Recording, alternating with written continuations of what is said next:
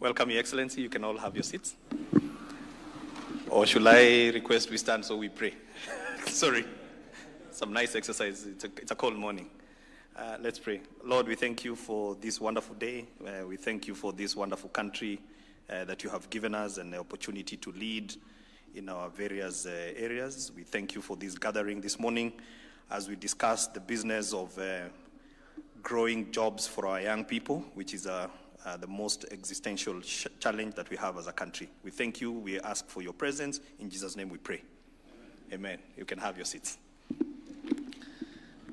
Your Excellency, the President, our Cabinet Secretary, my fellow PSs, Chairmen of the boards, and professionals in the built environment, good morning. I'd like to take this opportunity to welcome you all to this very exciting meeting. Your Excellency, here today, we have got consultants from the various chapters. We have our architects, we have our quantity surveyors, and we have got the various disciplines of engineers from civil, structural, mechanical, electrical engineers that have come, all of them together, so that we can put our heads together to discuss the business of creating jobs. When we had a discussion with you, you've almost impressed on us that every second or third word has got to be jobs. If we're not talking about jobs, then we are completely off the message. And today, we're here to discuss not just few jobs. We're here to discuss a lot of jobs. And Your Excellency, these jobs, they just don't happen because you talk about them. They happen because you have a plan. And we have a great plan of affordable housing, of markets, of student accommodation that are currently being rolled out in every part of the country. And we have now hit what we call critical mass. Critical mass is that the volume of number of housing units, over 160,000 units that are being supervised by these good people, over 280 markets, and soon we are about to start on student accommodation where the first round only, alone, Your Excellency, we are putting 177,000 beds. That in itself has created a huge demand for labor, and that is both formal labor. I know you get accused of creating mjengo labor jobs only, but a lot of people don't understand, Your Excellency, the long value chain that exists from this built environment. So that is what we're here to do. That is the business of the day today. So Your Excellency, because this is not my day, it is your day to be able to address us, allow me to invite just a few speakers from the built environment, just to come and make a few remarks. The first one I want to invite is the president of Borax. He is the registrar. He's the one, they're the ones that basically register all the professionals. And they've been of great support. And even they will be even of greater support, Your Excellency, because we have got so many young people who are graduating with these degrees and are joining the formal market, but the economy is not creating enough jobs. So this is a good home for them to come in. And so the regulator is going to be a very critical part working with the industry. So allow me then, ladies and gentlemen, put your hands together to invite Sylvester Muli to come and make just some very brief remarks. And then after him, I want to invite the president of the Institute of Engineer Sharma, who will follow him. And then in that order, because I don't want to interrupt, then after that, Your Excellency, we will have two people. I'm going to invite Judy to come and speak on behalf of the consultants that are actually supervising the works. I think it's important that you hear from the horses' mouths themselves on how how they're pushing on with the program. I'll come back later. Thank you. Your Excellency, the President, Cabinet Secretaries, Principal Secretaries, and all protocols observed Good morning. Yeah, my name is Architect S.K. Muli. I'm the chairman of the Board of Registration of Architects and Quant Surveyors. This is a board that regulates the practice of architects and quant surveyors in the country. Indeed, this is a great moment because, Your Excellency, through the programs that we've created, you've given us opportunities that have never been seen before. Our architects and quant surveyors are greatly engaged throughout affordable housing programs, industrial buildings, schools, hostels, and many others. It's an opportunity that had never been seen before. And the professionals continue to support all these programs. We've got so far about 2,000 architects and 1,000 quant surveyors who are registered and who are able to undertake all these jobs. They have undertaken the programs that have already started, and also the graduates who have come out of universities and not employed have been given internship opportunities in these programs, and they are very busy, and they have got hopes that they can still also continue to get registered and continue supporting the nation. As the Board of Registration of Architects and Quant Surveyors, we've seen the government efforts in these programs, and in our last effort to review the scales of fees for architects and quant surveyors, we noted this and provided a clause that allows architects and quant surveyors to sit down with government and negotiate fees which are outside the scale of fees. But that is only for government projects, so that they can also be able to give support to these nice programs the government is undertaking. The prayer for the professions is that as we consider giving waivers to the contractors who also equally support the programs, we can also make a consideration that the fees that you are going to negotiate with these professionals, you consider a waiver so that the little you give them is not taken away by way of taxes. As we continue to support the nation to make everything affordable. We thank you very much for this effort, and we will success in all the programs we are taking. Thank you very much.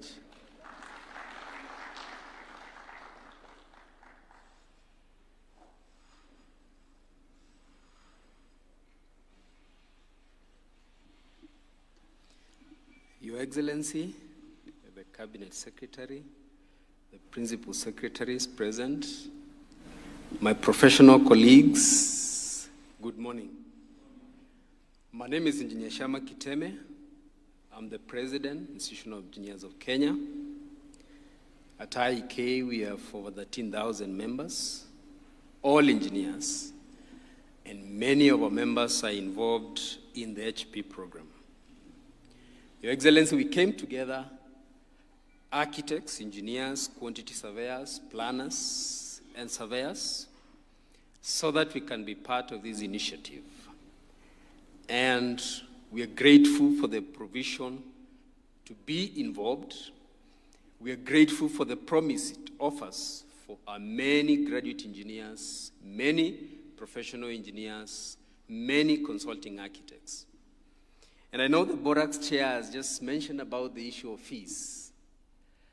But I also want to say that our colleagues who are involved in the program, they still hope that as this program continues to be rolled out, the set fees can be reconsidered so that we have something close to what we have in the statutes. Otherwise, we are 100% committed to supporting this initiative, Your Excellency, and so many students, so many graduates, they're very eager to be involved in this project. Otherwise, we're very honored that we can be part of this great initiative for this country. Thank you very much.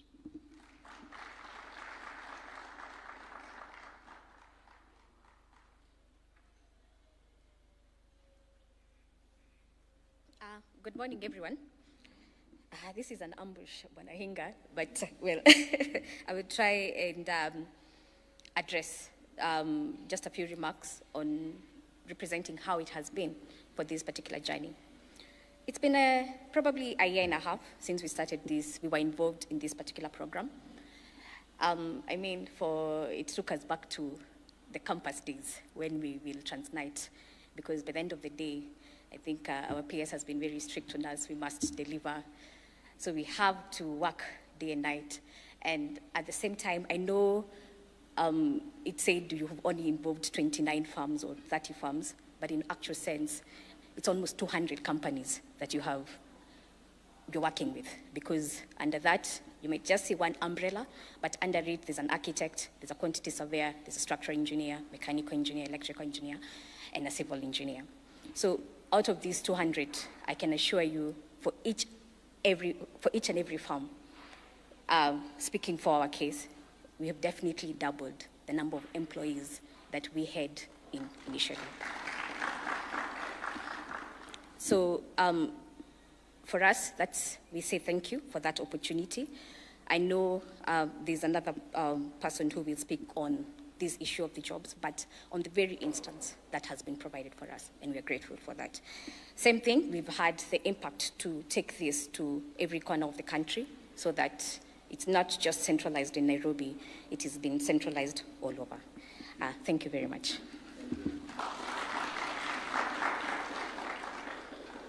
So, Your Excellency, before I invite Julius Kipketer to come and now talk about the jobs on the ground, allow me to recognize the presence of my colleagues, PSs, here with me from the ministry. Joel Arumonyang, Your Excellency, he's our regulator. That's where Borak sits, so I need to treat him very well.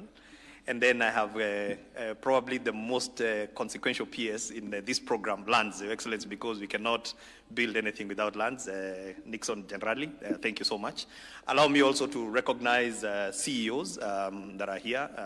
Matthew from National Housing Corporation, and I have got ED of National Construction Authority, and I have got the CEO of the Affordable Housing Board, Sheila Waweru. We have DG Kibet. We have maybe the board members of Affordable Housing Board. You can just stand up and wave. We have got 3 of them. Members of, is there anybody else from NHC? The chair of NHC, is he here? I didn't see him. Okay. Anyone from National Construction Authority, led by the chair, sitting next to the president? Thank you so much. We have got a National Construction Authority. And then, thank you so much. The staff from the State Department of Housing, Your Excellency, if the government used to pay bonuses, these people deserve a bonus. They've really worked very, very hard. And then we also have the staff from Public Works. You can kindly stand. Thank you so much, the staff from Public Works. Anyone from Lands? Staff from Lands? Nixon came alone. Okay, there are 3, there are 4 of them there. Thank you. Thank you so much. So, Your Excellency, now I'm going to invite Julius Kipketer to come and speak on behalf of the jobs and what are actually our plans with these interns. Your Excellency, it's not just about hiring 4,000 interns. We must make sure that there is sufficient work. We are also considering shifts, doubling number of shifts that we are going to work. We have a deliberate plan to mop up as many people out there, Your Excellency, that are looking for a job. So Julius will come, and then after that, I will invite the chair of the Affordable Housing Board to make a few remarks, because, Your Excellency, without the money, we will not be able to pay these interns. So Julius, and then followed by Affordable Housing Board. Thank you.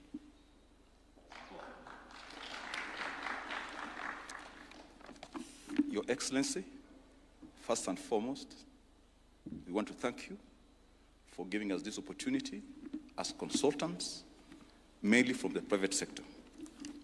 What we have seen in this program is something unprecedented. I may say that just before this program, of consultative firms were going through a lot of difficulties. But with the commencement of this program for the last 1.5 years, a lot has happened. Therefore,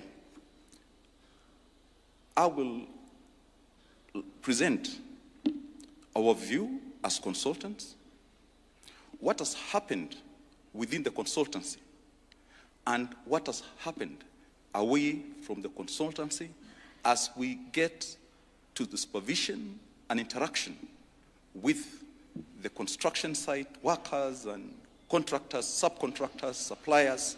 A lot of it has happened. So I'll try to give a view of the consultants and also our contribution in this and what we are playing. So first and foremost, within our consultancies, what has happened? Just like the speaker who was here had said, we are about 200 different disciplines that are involved from the private sector. If you try to work out the figures, we had about an average of about 2,000 people within each consultancy. Currently, when you say doubled, we have gone at least unemployed 2,000 more.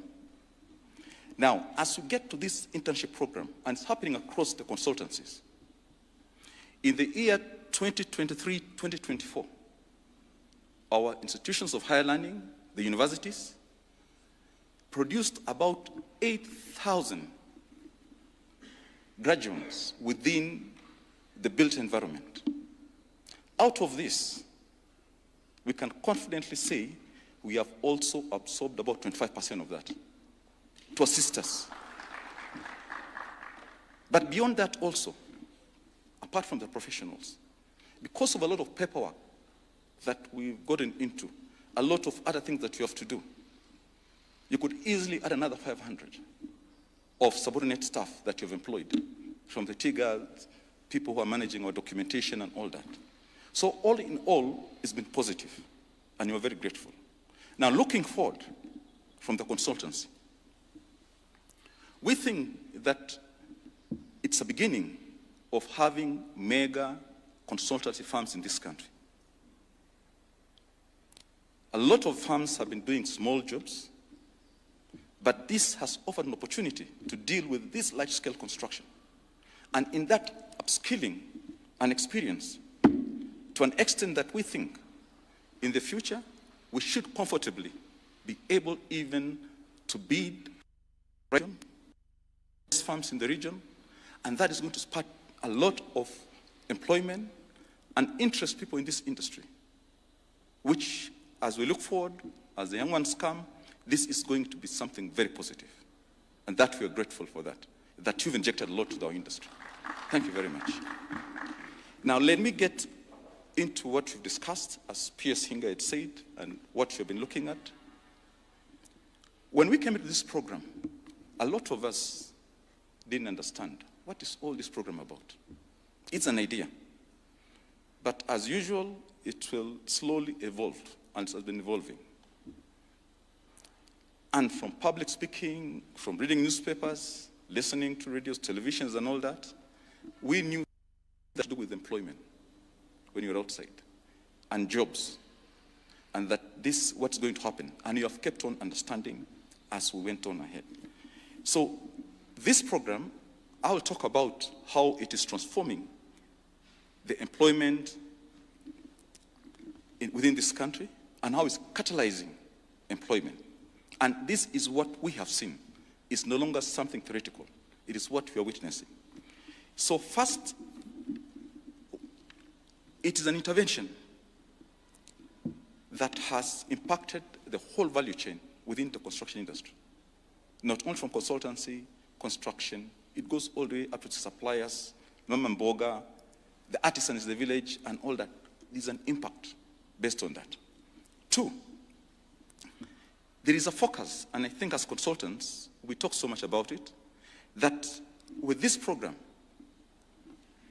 we want to see the local content, we want to see skill development, and inclusive employment. So apart from upscaling the consultancy, it's also cascading down that you're upscaling everybody else down as all the way to the sites. Three, using technology. There'll be a lot of introduction of technology into construction through these programs. And through that, we'll maximize employment and have efficient systems that will result out of this program, and all within the employment sector. Now, we are also looking at sustainability. Sustainability is very important. This is not going to be a one-off thing. Once you train all these people within this sector, we are looking at sustainability. There's a lot that will happen. Their realtors will come later. There is maintenance that will happen in these buildings. And all these will come out of the training that is going on now. The plumbers that will train in the program, they're the ones that will be maintaining these buildings. So for the long term, it is also about sustainability in employment. And that, we can focus that, and we see the numbers are going to go high. Now, let me now talk about the strategic areas that we think are key to actually giving that impact. The first one, which we talk about, is the local content and labor-intensive construction. What are we going to do about this? And being the consultants, we are the ones leading this. We have to offer direction. We have agreed that we use local materials as much as possible. Because when you do that, you're spreading this across to everybody, wherever there are sites. 2, we try to encourage labor-intensive work so that we pick as many as possible of our young people to get into this program. A good case, or as an example, there is a lot of work that can happen around the sites. Opening up some roads to madam levels, for example. You could want to do some landscaping around. And all that, if it's given to the local community, it will not only be within the site. We are creating employment all around for nearly everybody. 3rd, how do we increase employment within the site? Usually, you have the normal shifts that begin from sometimes 8 up to 5. Our thinking now, with the challenge that we have, to ramp up the employment, we want to have 2 shifts. Start one around 7:30. It goes up to midday. Break that shift, get another shift that will go maybe up to 5 or 6:30, so that instead of having one cohort, you have 2 of workers. And that you are doubling the number of workers that are on that site. And you're getting more people involved. Now, to the localities where this is happening. When you bring this construction into the locality and create all this activity, straight away, you've created employment. And that is very positive. For those people who might not even have interest in construction, there'll be something they will see. They'll get involved all through. So everybody will be busy within that locality. There's something to do. And this might save even some of our young men from drinking and all the things that happen, the vices that we see within them. Now, 2, another issue is the skill development and capacity building. What are we doing? Within the sites that we have, we want to end up with the artisans who have come in, who did not have any certifications, to be trained, to know that we have TVETs, and in some way, after the construction or in the process of the construction, they can start going for the trade test. And in that way, that is a way of contributing to ensuring that by the time the construction is finished, you have people who are certified, who can then now have the sustainability, give us sustainability in the construction sector. And at the same time, the TVETs will have also participated within the construction industry, and in that, we'll be building a very good workforce for the future for the construction industry. Now, the Jokali sector, what's happening in the Jokali sector is a lot, as you're aware, and I think consultants are aware. We have windows, doors, the things that they can do. All this is being spread across. And the support, I think, from the PS Hinga here and the CS that we have here, there's a lot of discussions around that Jokali sector that we focus on them. There are very many. But we would like, as consultants, that at the end of the day, how can we banish the word Juakali? Why do you call these guys Juakali forever? It's somehow demeaning. Is it possible that we look forward now? Think about Korea and other countries. Let's have, if possible, create a different perspective and view of these guys. Not Juakali. Maybe upscale them, they become cottage industries. We've discussed a lot that some of the things that we import from other countries, they're done in just small places, cottage industries. Why can't we do the same using this program? And in that also, we are going to create a lot of employment. They could even end up exporting some of the things that you'll manufacture. And we now remove it from Juakali. They become more formalized industries. Now, this also leads us to the policy and regulatory incentives. We are looking at encouraging firms, like we have said, to take more laborers all across. We give incentives to firms to consider gender balance and people with disabilities. They should not be left behind in this. Then MSMEs and informal sector integration. There could be policies that we can put in place, and I think that will just evolve, that when you have got these large private firms, we are also going to have more subcontractors. And once you have got more subcontractors, you have more employees. So as you grow the firms, you're also growing the base of that. The informal sector, inclusion in this program, that should be something that you are purposed to focus on throughout the program. So with these interventions that we are thinking, we believe we should get the numbers, we believe we'll get buy-ins, and we believe we'll have made an impact. And with all that, thank you, and we're very grateful.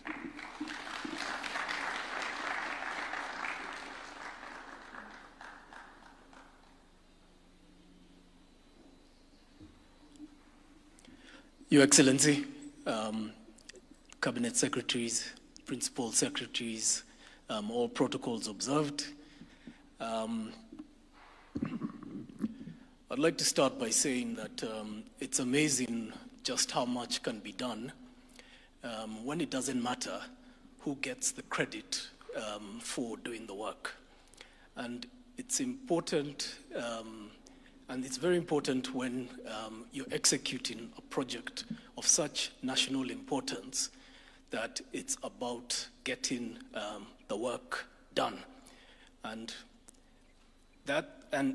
when we look at it in the context of the Affordable Housing Program, the Affordable Housing Board is here, receives the levy of hardworking Kenyans, and importantly, is here to plan for that levy and to ensure everything that has been discussed here about jobs can be done with certainty.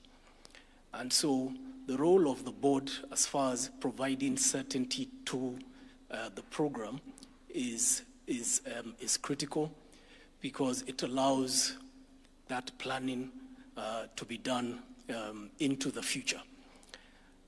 To do 200,000 units a year, 1 million units, which is what the program has planned for, takes about 2.3 trillion shillings overall.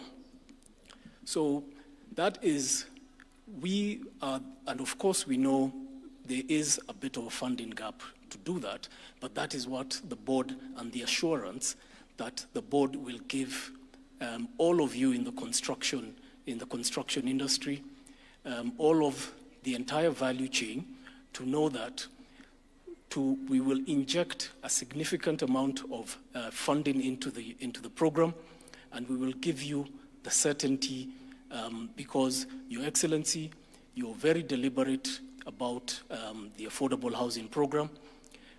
All of you here are businessmen in one way or the other, and you had a business plan for this country.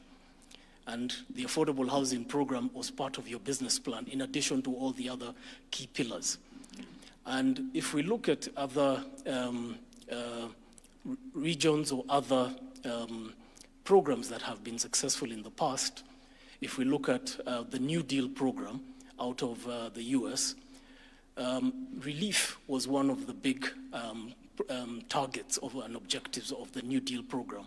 And that relief was really about ensuring that there are immediate jobs that are injected into the economy. Recovery was all about how do we get out of this hole, because at the time the US economy found themselves in a hole. So Your Excellency, your business plan for housing is a plan that is one that we know is going to get this country back on recovery. It has got a long tail. We've got, there are lots of examples of where housing has successfully sustained jobs. If we look at the Egyptian model is the housing value chain employs 4 million people, and that has been a constant. And in addition to the jobs that are in the professional sector, the construction companies now in Egypt are over 1,500 middle to large construction companies that all have been developed from the housing value chain. So we are certain, and we know that this is going to be an everlasting program that will ride generations. Your Excellency, you are in Mukuru, and you said it was a very consequential day. Now, if I look at it in terms of in addition to the jobs, and importantly, how we have been able to transform people coming from Islam and giving them dignity in terms of how they live. We've given them dignity in terms of financial dignity. In addition, this program is going to be about transforming the foundations of families. It'll be one of the most important aspects of any community is the nuclear family. And the nuclear family then leads into the nation. And what you've been able to do, in addition to all the jobs that we are going to be discussing today, is we're setting the foundations of how families and how the nation will be in the future.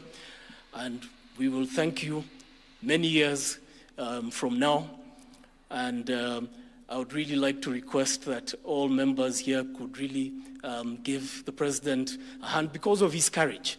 It was not easy to do what he did in terms of the affordable housing levy, but because of his courage, we stand before here and we talk about jobs that are going to be created in the hundreds of thousands because of this affordable housing program, and it is going to be the glue together with your wisdom to look at all the other pillars on health and the creative economy and others.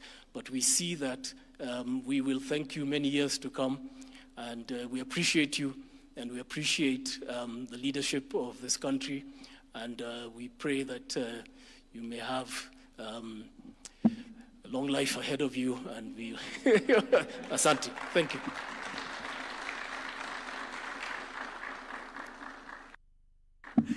Thank you so much, Chairman. Your Excellency, because I'm not going to come back here again, I'm going to invite my Cabinet Secretary. One thing that I didn't hear from my good friend Julius is how are they going to help you communicate? You know, this program is changing lives. The only challenge we have is that we only have one evangelist. And they've called you names. I think those names should be spread a bit. And so I want to challenge my professional colleagues. As you know, Judy, I didn't know that you've hired so many people. But let's not talk amongst ourselves. Let's go and talk about them. They will believe you more than they'll believe myself. The other thing that, Your Excellency, I want to leave as a challenge and to my colleague Nixon. Your Excellency, you're very clear about land fragmentation. it has been spoken again for years. But, Your Excellency, you cannot have a conversation about land fragmentation if you have not given people an alternative. We are giving people an alternative. And that's why, even in the rural setting, we are very clear that the housing challenge is not just an urban challenge. It is obviously more exaggerated in the urban areas, but rural areas as well. And so I think it's a high time with the leadership of our Waziri and the PS that we now tackle this issue of land fragmentation. We want to leave the land for agriculture to be for agriculture. Your Excellency, the other challenge that I want to ask, and maybe you can amplify the same message. So today is a wonderful day, and I don't know how much the people will understand. There are 4,000 people all at once getting into professional jobs. It's a big deal. But there is also the question of what will happen after that. So I want to really challenge our professionals, because this program is not going to die. And I believe that because, Your Excellency, people have started to move into their new homes. I saw late last night, I was following you on social media, and I saw you posted some beautiful photos of gachagua. And I can see the comments are starting to become positive. There's a few here and there that will say one or two things, but the comments are very positive. So, Your Excellency, this program is going to be sustained. And I just want to ask our colleagues in the profession, take a leap of faith. You can back this program. Those interns that are coming in, have a plan to absorb them, so that we don't just have a program of just creating an internship, which is maybe 1 year, maximum 2 years, and then they have got nowhere to go to. This program is here to stay. And Kenyans are going to be the biggest defenders of this program. There are people who are saying I don't know if they go where it will be the first thing that they will reverse. Then the last point, Your Excellency, which is important that you also are able to amplify. As I said, initially they've been saying that, the president is only thinks that Kenyans need mujengo jobs. Your Excellency, the difference here is leveraging large economies of scale. There are people who have said, stop the housing, focus on manufacturing, focus on jobs. What they don't realize is that you can't manufacture for nothing. You must have a consumptive demand. And the consumptive demand is providing dignity to every Kenyan. And as we solve the problem of dignity, you've then anchored the manufacturing program that we need. Your Excellency, very soon, and maybe before the end of this month, we now are going to move, and people will see, we have got the total lifts or elevators demand in this country, as we sit right now, before this program, was 750 elevators a year for this country. When we hit 100,000 units, our lift demand is 1,650, only for affordable housing program. And as we sit right now, it is over 2,750. That is what we're going out on tender on. And the question then is, should we just import the lifts, or should we now actually have a conversation that certain components of those lifts can be done here? Because, Your Excellency, if we go out there and we entice these lift manufacturers, and I've sat with them, many of them, and they said, PS, if you can guarantee me 300 lifts a year for the next couple of years, I'm going to set up here. So we've got 2,750. We've got over 1,500 generators, because every one of these homes, Your Excellency, are going to have a backup generator. You know, because we're going up. So we don't want, when there is no power, people cannot be able to use the elevators. So, and I'm using that because, Your Excellency, the mujengo jobs are important, because what we need in this country, we need to create jobs. But we also must talk about high quality jobs. And there is no better space to create high quality jobs Like if we start manufacturing components of lifts, because it will take a while before the entire lift is manufactured here, but that is a step that we have taken. But there are certain components of lifts that we're going to manufacture here in Kenya. There are certain components, Your Excellency. There is already a company, in fact, 3 of them, that have gone and brought Korean technology called aluminum formwork that is going to reduce the amount of work. That company called Kumkam Gang, they have said that they want to come and set up. They have their international plant is in Vietnam. They want to set up in Kenya if we can be able to guarantee them the demand. Now, to make those formworks, Your Excellency, that is highly engineered works. So Kiteme and your team, there is better quality jobs that are coming. So I think, Your Excellency, I thought this is important to emphasize that by leveraging large economies of scale, first we're starting to mop up all the people who are looking for jobs. When you look at the people who are going through TVETs, plumbers, all the trades from plumbing, and you can talk about that, Your Excellency, we're going to mop them up. So, Your Excellency, we are very proud as my chairman. I didn't know Jerry can preach a bit, but as he has said, this is a plan that you have refused to let go.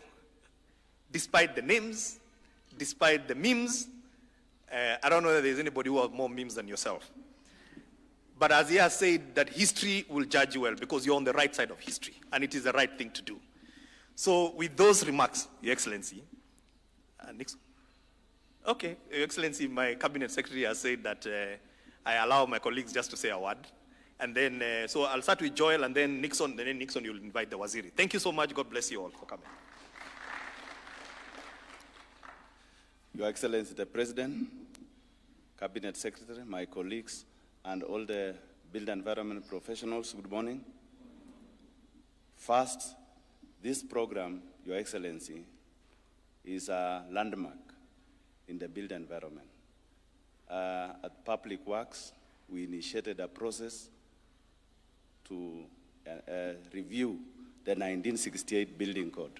We have a new building code that aligns very well with the affordable housing programs. The issue of technology is embedded in the code.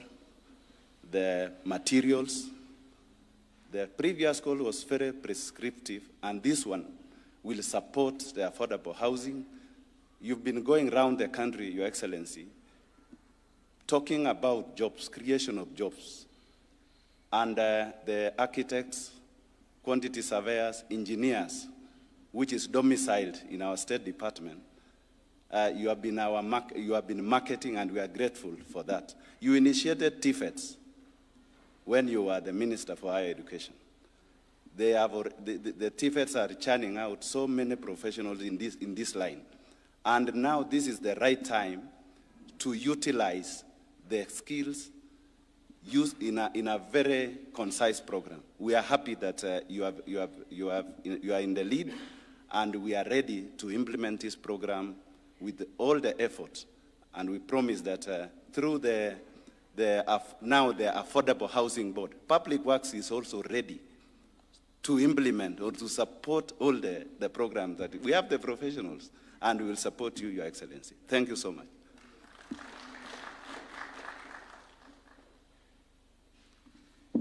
Thank you, Your Excellency. Mine is just to say what Hinga said about land fragmentation. And I think this is something that we've been discussing with my Waziri in regards to how do we tackle land fragmentation. And I think the issue of affordable housing is a big solution to this problem that we've had for a very long time. Because I remember, Your Excellency, when I was an MP, we tried to bring this issue of how do we tackle this land fragmentation, and became a lot of politics. And many people thought because some of us could afford to buy big lands, we were not interested in supporting the Kenyans who couldn't afford to buy big lands. But it is important to know that we have a big problem as a country on how do we tackle the issue of the land fragmentation. And this issue of affordable housing is coming to sort this problem. I want to also to indicate the importance of affordable housing when it comes to the land sector. We are employing many registrars as we speak. I think we are employing additional registrars, we are employing additional surveyors, we are employing additional valuers. It is because of the housing program that we now have to sort the issue of land ownership and the issue of sectional titles, Your Excellency, has been an issue that we've talked about for a very long time. And because of affordable housing, and we are now building more houses, Your Excellency, the issue of sectional titles, Your Excellency,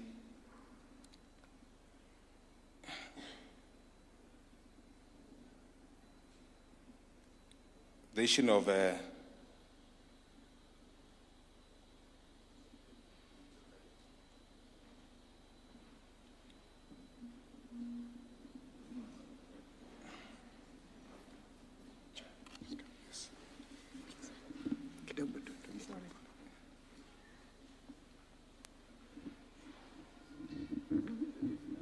Yeah, thank you very much.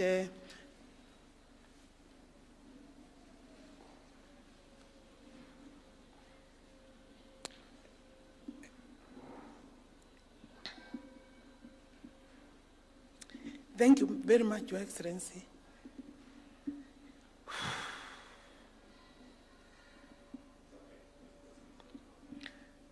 Your Excellency, the President of the Republic of Kenya,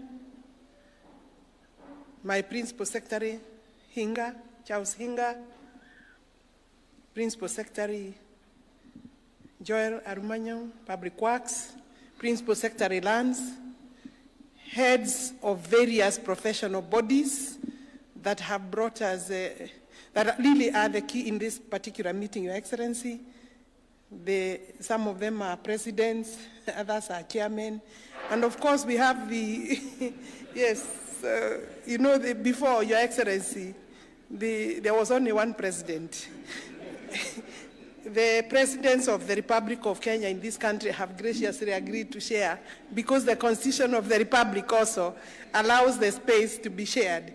And therefore, Your Excellency, we know when I came in, I looked at this particular platform and I said that we are still having a problem with the gender gender application rules, you know, because, and I know that I think it is something that we think it is small, but it is huge. Because when you look at the population, Your Excellency, women are 52%, around 51, 52%. And therefore, it is important that we take those issues seriously. And because today, Your Excellency, we were coming here because of the program for the internship. I think the internship program here will pick the data very well because we are talking of largely new graduates in this building sector. And therefore, it is good that we look and see whether we are making good progress. Because, Your Excellency, the university will be a key player. The universities will be a key player in the building sector work. And I think because before the numbers were, you know, were made to cater for the work that we had. But you see, I don't know whether we have actually, we need to, in terms of policy now, have a very deep conversation with the universities, our institutions, and so that we see what is the curriculum looking like. Because we are saying we don't want anybody without really the necessary paperwork. And that's why we have also agreed that even our artisans are entitled, the ones who did not go to formal colleges are entitled to certificates. And that program, Your Excellency, is going on very well. NCA, Public Works is supporting that program, and Hinga is working closely with them. The professionals that Your Excellency have made us come here, the numbers are 4,000. And when you look at the list, Your Excellency, we are talking of 260 in number for each discipline. Your Excellency, then the total number is 4,000. If every ministry, Your Excellency, finds space and ability, capacity to channel out similar or maybe near numbers like that, and every ministry, Your Excellency, can, going out of our way, come up with those kind of internships. And therefore, maybe this is maybe the beginning, Your Excellency. One of your, your programs is that, Hinga said, if you haven't spoken, no, it's one of the professionals. The first is job, the second job priority, the third is job creation priority. Your Excellency, I'm quite happy that this is taking off. And the only concern, and I was speaking with Hinga, is then after 1 year, what do we do? So that's why the professionals seated here can also be part of the job creation. I don't know how many people they have, or the jobs that are supposed to be done by others after we have allowed them this space. So you must be able to think outside the box so that once these jobs are available, these students, these new graduates, these new interns, they will have quite hands-on experience, and it is up to all of us to be able to absorb them. After that, we don't want to leave them to the government. But Your Excellency, the value chain, looking at the value chain, I was challenging these people that I don't see huge consortiums, because I keep on speaking with the professionals. They call me for their either annual conferences and their meetings. And I can feel they have not appreciated the growth, the sudden growth and the space and what the opportunities are looking like. And I have told them, for example, when we spoke with Hinga during the Mukuru, when we were waiting for you to arrive during the Mukuru, we said, how are we going to be able to meet the demand for the lifts? And we said, Hinga, just think through. I mean, why should we give other countries? This work is huge for manufacturing of the lifts. And therefore, not just the lifts, there are many things that will, in terms of value chain, that need manufacturing here locally, Your Excellency. And it's not one manufacturer. If we are talking about 1,800 lifts, for all these buildings, we are going to 20th to 25th floor, Your Excellency. Each has a lift. So in Mukuru alone, we have 88 blocks, Your Excellency. Those are 88 lifts. Now in Lerwe, I think we have another city there, maybe a similar number of blocks everywhere, Your Excellency. So we don't even need one manufacturer, Hinga, as you are discussing. It's not one manufacturer. It is maybe 2, 3 manufacturers. The cement industry, Your Excellency, we need more manufacturers of cement. And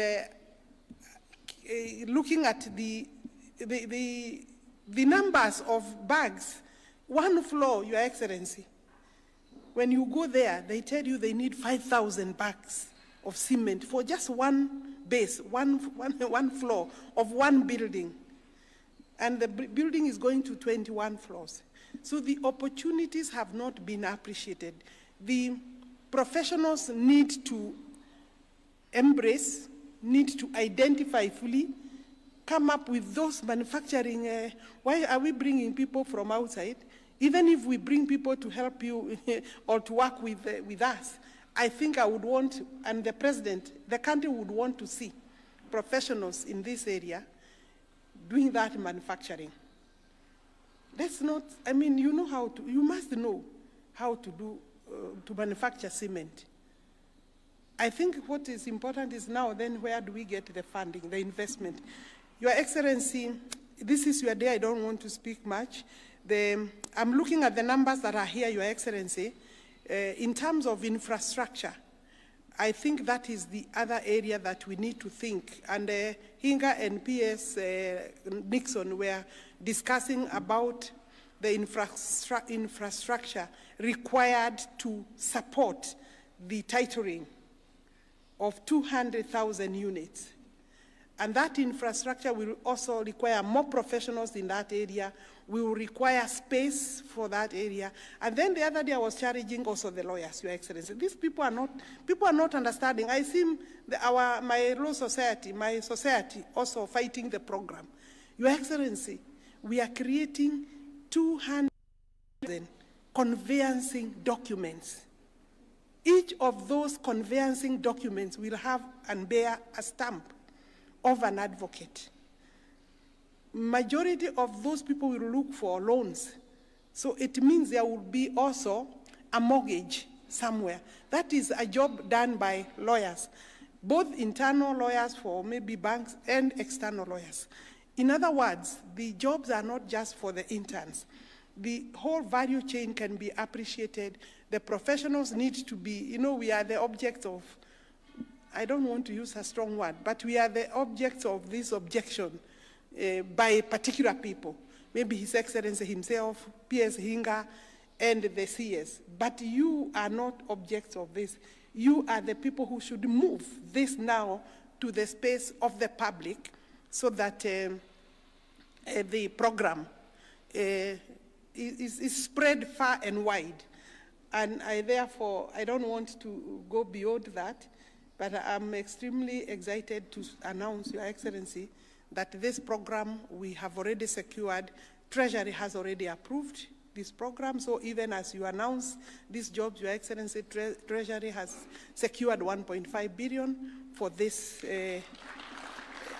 internship. And obviously, I think we have time there then to think and see where these interns go after the 12 months. We don't want to leave them outside, to leave them after that.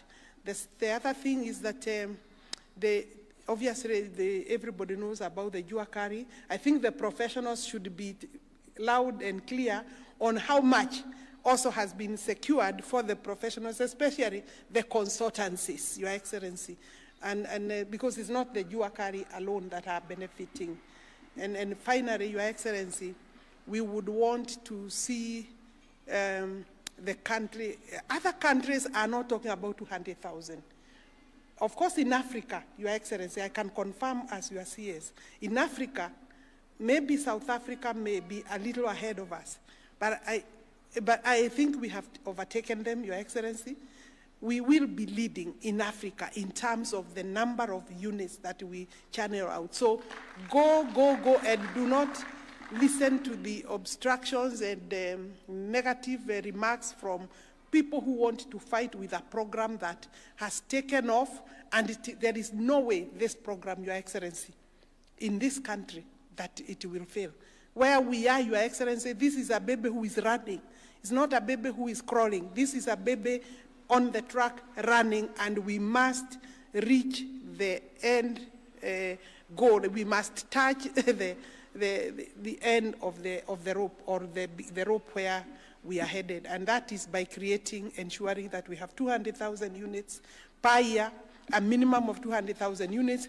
The investment in this industry, then, Your Excellency, means that we would have much more. We could even double or triple.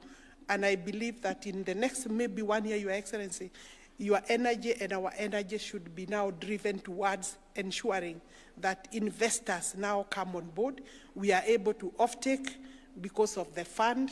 We are able to give guarantees so that we can actually leave the construction to these people here and the people who, so that we can just continue with the policy ourselves and leave now the program to investors. With those remarks, join me to bring our president to launch the internship program under the housing and urban development. Thank you very much. Please, let's take our seats. Good morning, everybody. Karibuni sana.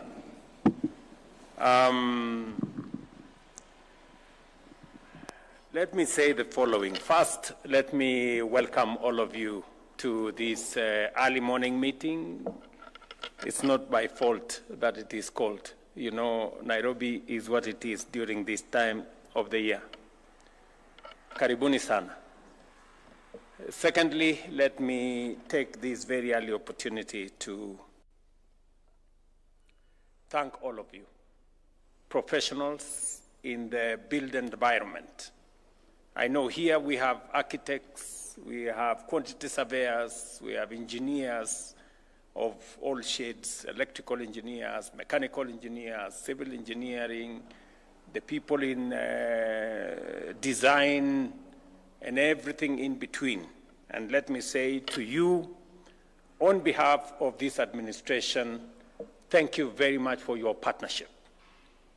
I recognize and appreciate that you stepped forward when I asked you and became part and partners with us in this affordable housing program. Wacha niseme asante sana. We had long hours of engagement.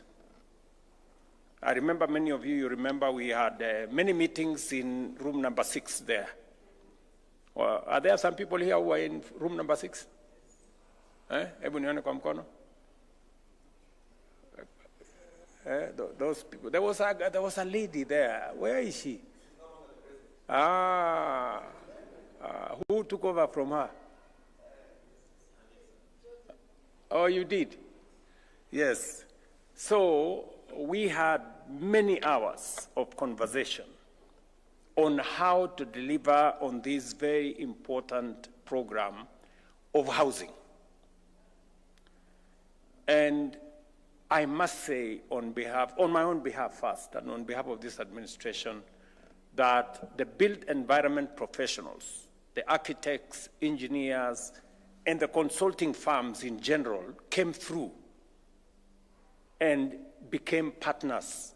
And today, whatever success is there in the housing program, we share with the consulting firms, with the professionals in that space, and I recognize your contribution and say thank you very much.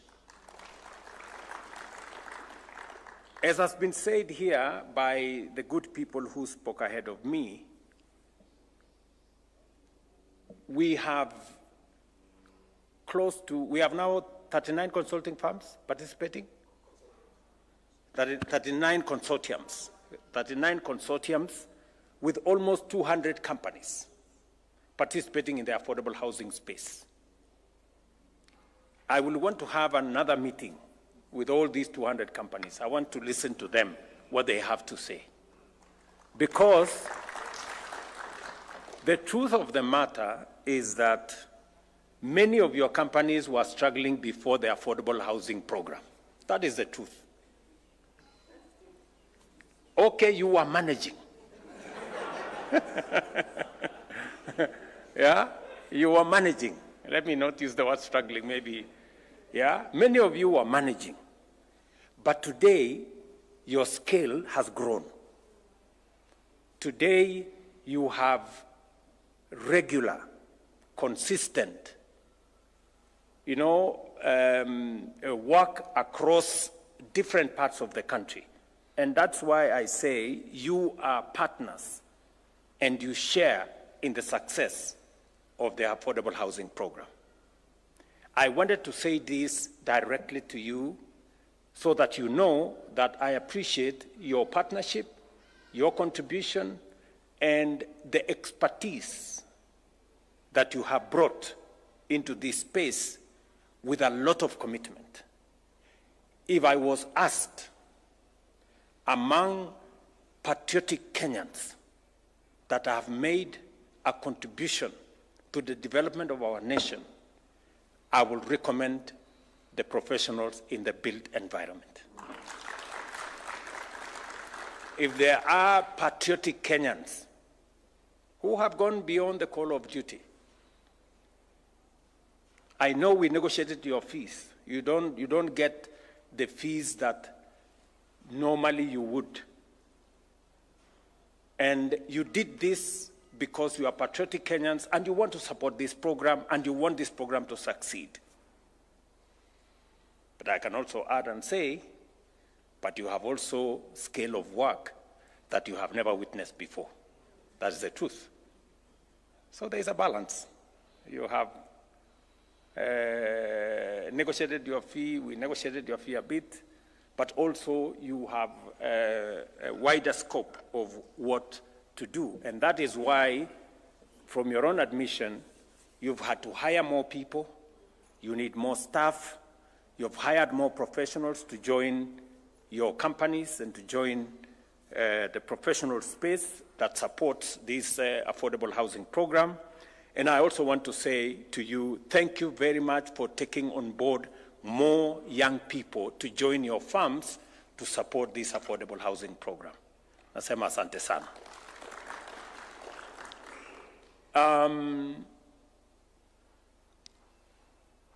Transformation is not an easy exercise.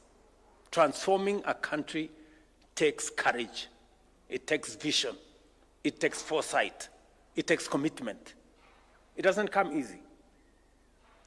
If it was easy, many would do it. Why haven't we taken 60 years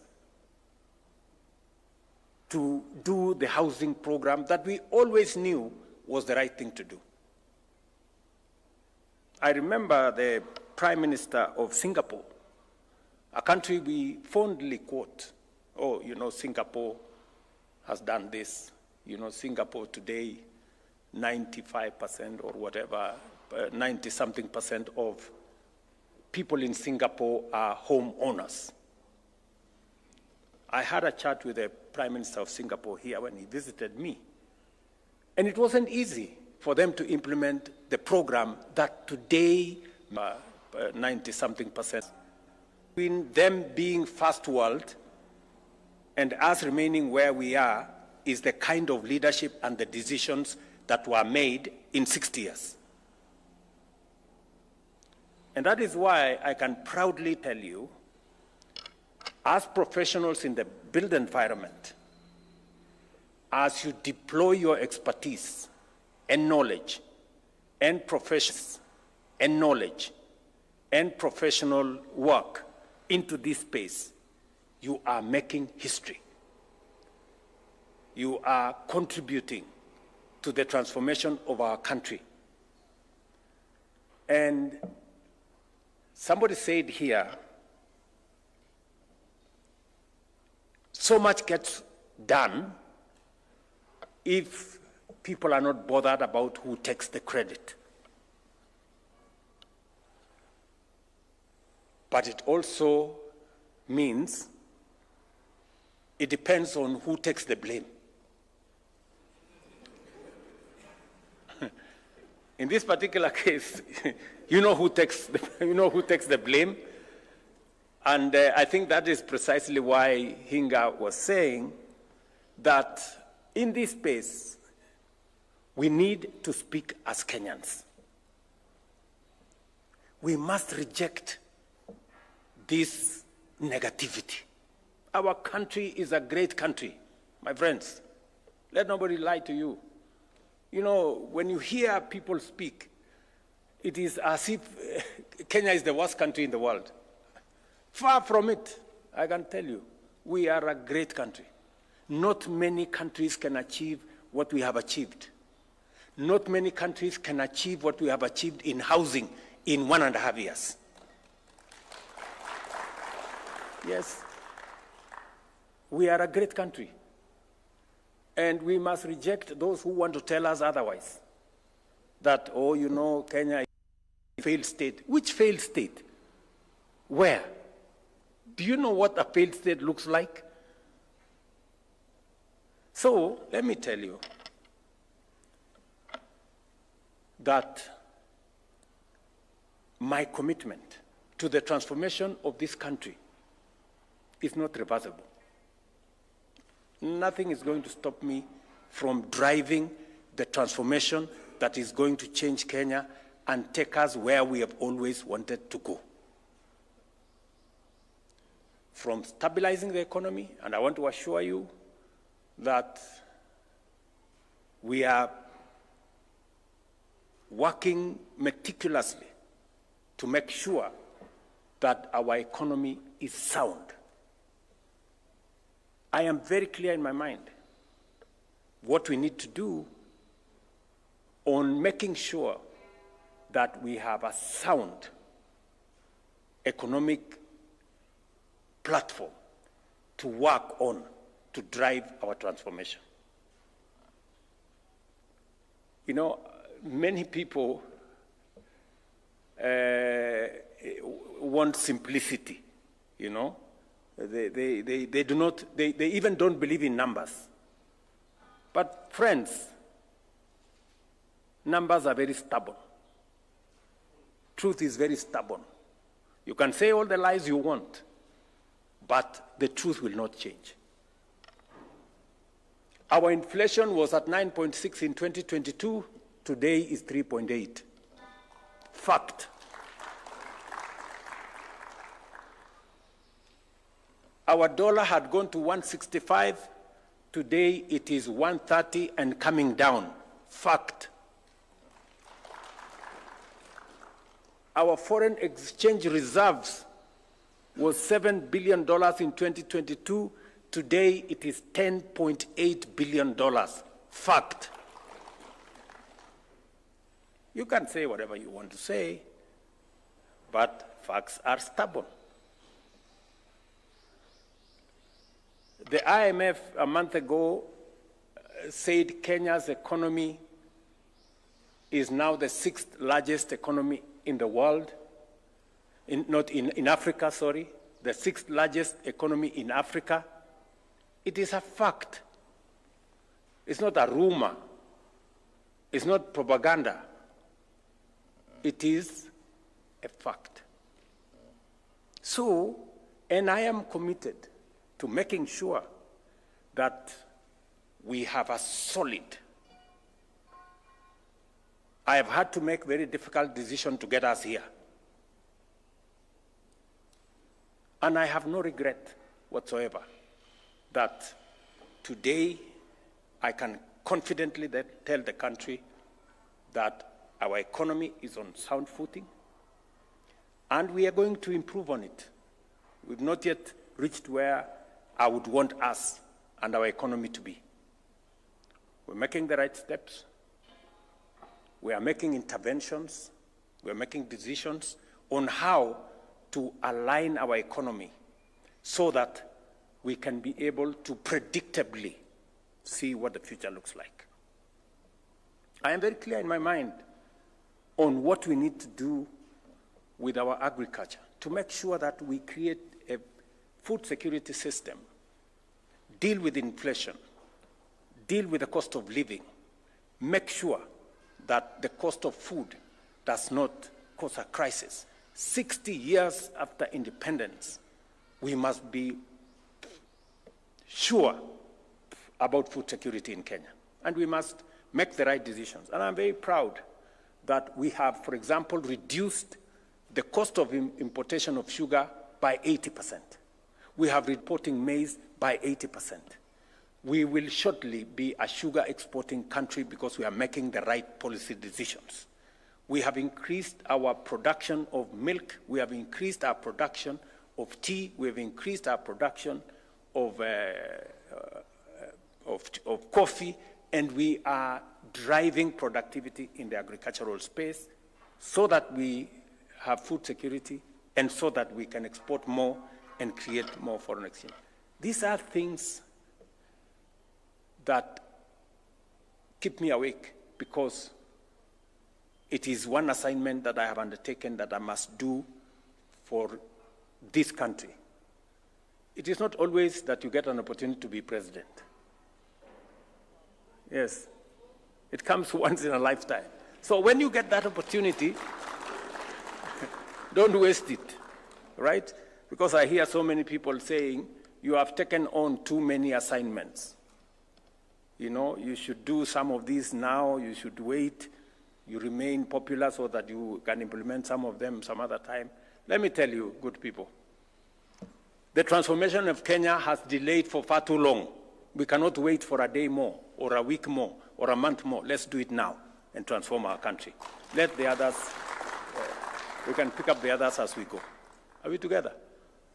So I am very clear in my mind, and that brings me to housing.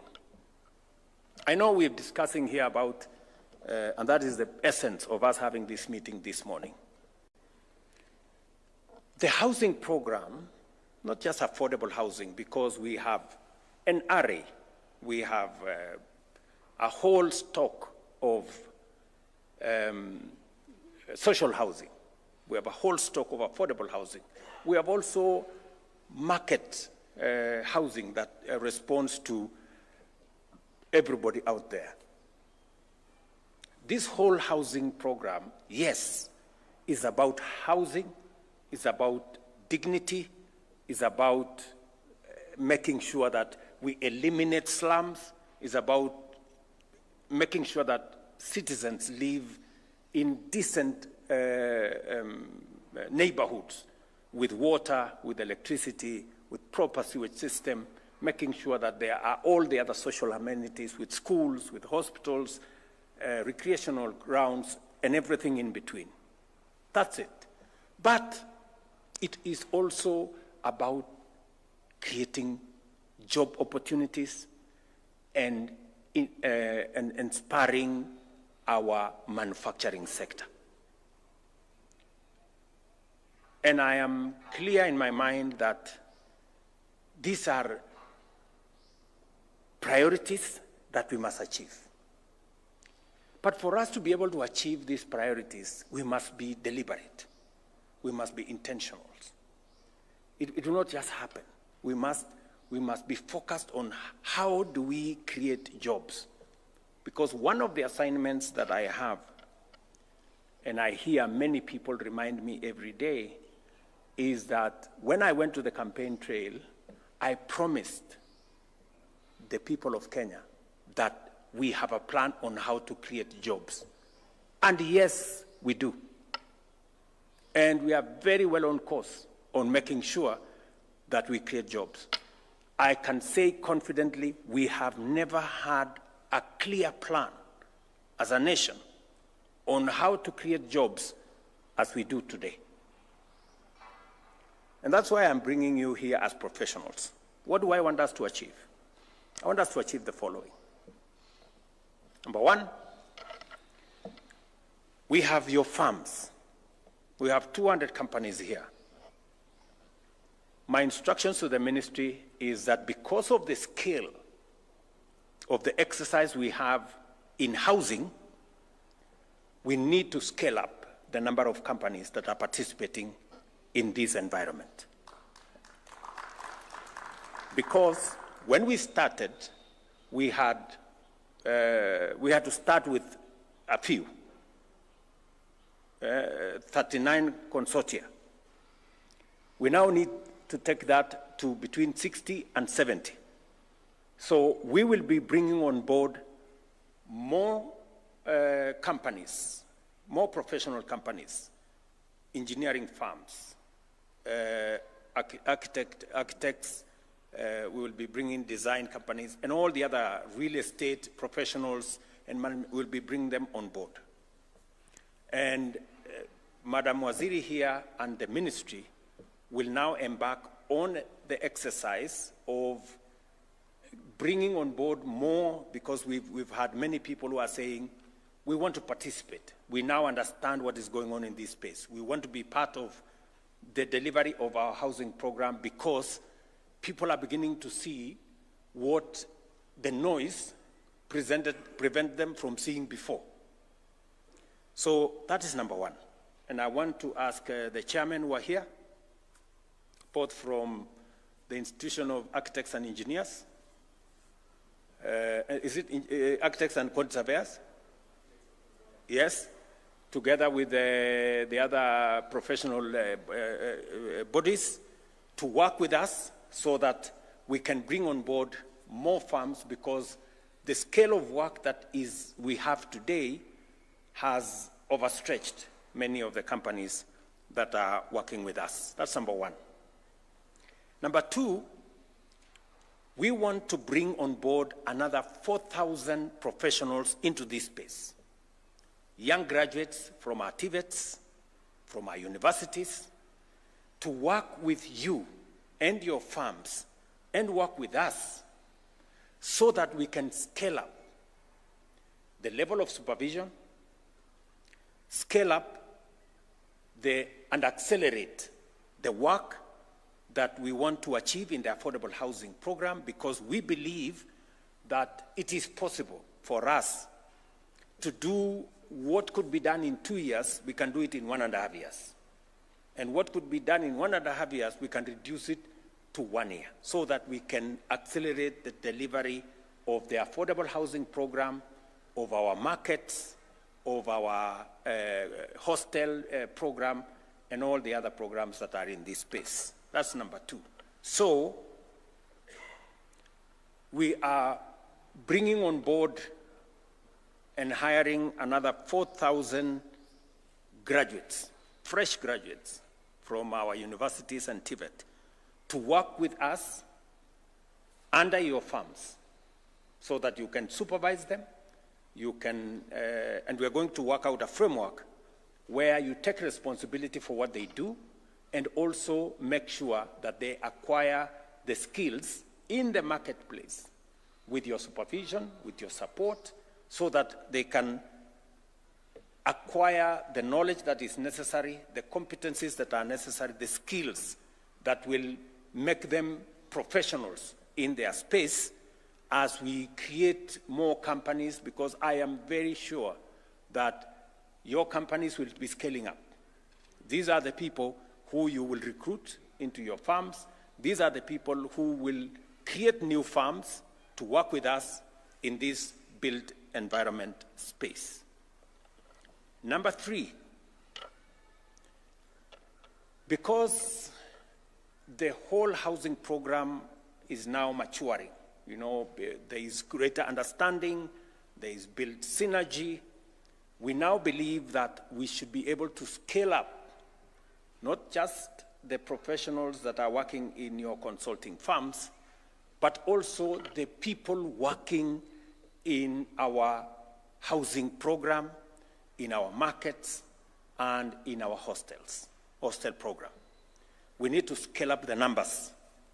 The people working there, the engineers who are working there, the architects who are working in there, the professionals, technicians,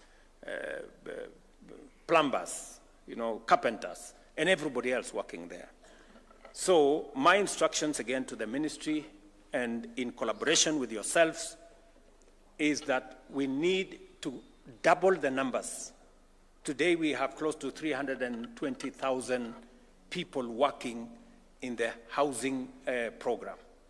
We need to double those numbers by creating another shift, so that, as was said by one of the good people here, we will have 6 to 1 and 1 to 6. You know, so that we have, I think we'll have 8 hours between 6 to 1 and 1 to 6. 6 in the morning to 1 o'clock, and then 1 o'clock to 6 o'clock. I think that creates us a good balance and then you people will help us, you know, discuss how that is going to be realized, so that we can carry on board the many professionals that are coming out of our TVETs and our universities. We have many plumbers coming out. We have many carpenters. We have many electricians, many other people in between, the people who are in that space. And yet we also have a lot of young people out there yearning for something to do. So again, my instructions to the ministry, working in collaboration with yourselves, and to now reorganize the space so that we can scale up the number of people working in our housing program from 320 to 600,000. That we can do in the next 2 to 3 months, working with the contracts that already exist. And I am very confident that this will not only accelerate the delivery of our plan, it will also create a bigger momentum for the delivery of this whole program, because many more Kenyans out there are asking, how do we take this into the future? Architects and engineering graduates will join your planning and design teams, which already are working with us. Quantity surveyors and economists will support cost estimation, value engineering, and all the things that we need to make sure that this moves faster, but with a lot of clarity. We'll also be looking at lawyers and planning interns who will assist with land regularization. You have heard what Nixon has said here, and the whole documentation space. As Alice said, you know, the more sectional titles we need, because every unit is now going to have a separate title document.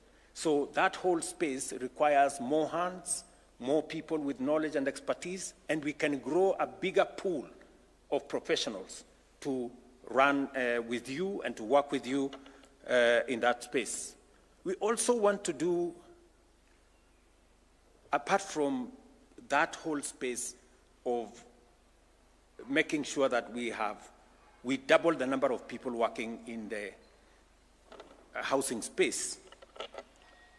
A fifth thing we need to do under this program is to professionalize what we are calling the juakali.